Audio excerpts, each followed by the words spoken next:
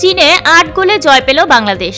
দৈনিক সংবাদ দিগন্ত পত্রিকার নিয়মিত খেলাধুলা খবরের সাথে আমি আছি জুলিয়া জাহান। চীনের লিজাংয়ে অনুষ্ঠিত তিয়ান ইউ লিওফাং অনূর্ধ্ব 17 আমন্ত্রিত ফুটবল টুর্নামেন্টে বাংলাদেশ অনূর্ধ্ব 17 একাডেমি দল টানা দ্বিতীয় ম্যাচেও দুর্দান্ত জয় পেয়েছে। প্রথম ম্যাচে স্বাগতিক সেন ইয়াং অনূর্ধ্ব 17 দলকে 4-0 গোলে হারানো বাংলাদেশের লাল সবুজ দল আজ শ্রীলঙ্কার একাডেমি দলকে 8-0 গোলে ধসিয়ে দিয়েছে। প্রথমার্ধেই 3-0 গোলে এগিয়ে ছিল বাংলাদেশ। দ্বিতীয়ার্ধে মেহেদী ও তাহসান 2টি করে গোল করেন। এছাড়া নাইম, রনি, হেদায়েত ও স্বপন 1টি করে গোল করে দলের জয় আরো বড় করেন।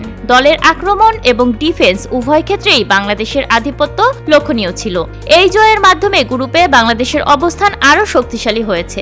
আগামী ম্যাচে বাংলাদেশ মুখোমুখি হবে চীনের ইউহান দলের সঙ্গে, যা গ্রুপের শেষ ম্যাচ হবে।